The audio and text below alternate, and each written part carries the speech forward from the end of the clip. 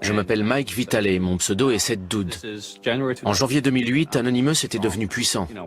Nous n'étions plus un groupe de petites frappes. Nous étions des millions dans le monde et on surveillait tout. L'église de Scientologie est apparue comme une très bonne cible. Une vidéo qui n'aurait dû être vue qu'en interne a fait surface. On voyait Tom Cruise parler des secrets de la Scientologie. Being a Scientologist, when you drive past an accident, it's not like anyone else. As you drive past, you know you have to do something about it because you know you're the only one that can really help. Il raconte qu'il est le seul qui puisse empêcher des catastrophes. Donc Internet a déversé sur lui un torrent de moqueries. La vidéo s'est répandue comme une traînée de poudre. Aussitôt, les scientologues déposent un copyright selon la loi sur le droit d'auteur. C'est en vertu de cette loi que certains ayants droit demandent le retrait de contenu vidéo mis en ligne illégalement par un internaute. Les scientologues ont toujours été en conflit sur Internet et ont toujours essayé d'intimider ceux qui cherchaient à les emmerder. Ce n'est pas nouveau. Et une fois encore, ils ont tenté le coup. Mais cette fois, pas de chance. Anonymous s'est interposé en disant « Vous venez de déconner, là. Vous essayez vraiment d'imposer une censure sur Internet? Personne n'a le droit de faire disparaître une blague d'Anonymous. Ça ne se fait pas. » Quelques membres d'Anonymous ont eu l'idée de récupérer la vidéo et de la poster sur d'autres sites. Ensuite, on a eu droit à une belle démonstration de ce qu'on appelle l'effet Barbra Streisand. En essayant de supprimer la vidéo, ils n'ont fait qu'augmenter sa diffusion. Partout où vous naviguiez, vous tombiez sur cette vidéo. Gawker, le site pour lequel je travaille, a été le premier à la mettre en ligne. Et nous avons bataillé par avocat interposé avec l'église de Scientologie qui voulait qu'on la retire.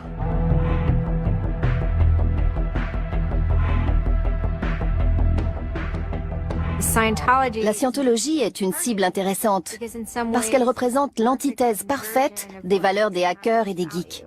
Sur de nombreux sujets, la science-fiction, la propriété intellectuelle, la liberté, la science et la technologie. Elle est très privée, elle est fermée. Si vous aviez une sorte de machine d'inversion culturelle et que vous mettiez à l'intérieur des hackers, vous obtiendriez quelque chose qui ressemble beaucoup à des scientologues. Donc la scientologie exaspère les Anonymous et ils prennent un malin plaisir à attaquer leur ennemi parfait. Ceux qui savaient ce dont Anonymous était capable se sont dit « Anonymous contre la Scientologie, ça risque d'être intéressant. » C'était le choc de deux groupes un peu barrés. Je fais partie d'Anonymous depuis longtemps, je sais qu'on est bizarre, qu'on aime des trucs bizarres, et qu'on ne donne pas dans le consensuel. Mais la Scientologie aussi est franchement louche. Ils font des trucs de malades. Donc, les gens de l'extérieur se sont dit, voyons comment ces deux boulets vont se mettre dessus. Ils vont se ridiculiser, ils vont s'humilier, et tout le monde va avoir son compte. Ce serait hilarant. Et là, 4chan est entré en action, pour de bon. Ils ont commencé à troller l'église de Scientologie. Par exemple, ils appelaient la hotline de la Dianétique pour faire des blagues ou commander des pizzas. Quand on les appelait, c'était toujours occupé. Je parle de la hotline principale de la Dianétique. Leur ligne gratuite était inaccessible parce que les Anonymous l'ont totalement encombrée. Rien que pour le plaisir de les narguer. L'idée était de leur tenir la jambe avec des questions débiles. C'est quoi un aileron? Comment j'applique la crème Dianétique? Ils ne s'y attendaient pas. Ils n'ont pas su gérer. Je m'appelle Brian Mettenbrink. Je suis allé sur 4chan par hasard. J'ai vu un post sur la Scientologie et j'ai commencé à me renseigner. Je me suis dit, c'est une cause juste, je crois que je vais le faire. Les membres d'Anonymous ont développé un outil pour lancer des DDoS, le canon à ions de basse orbite dont le nom était tiré d'un jeu vidéo. Le canon à ions de basse orbite est ce qu'on appelle une arme de fin de partie dans le jeu Red Alert. Il n'y avait qu'à suivre les instructions pas à pas.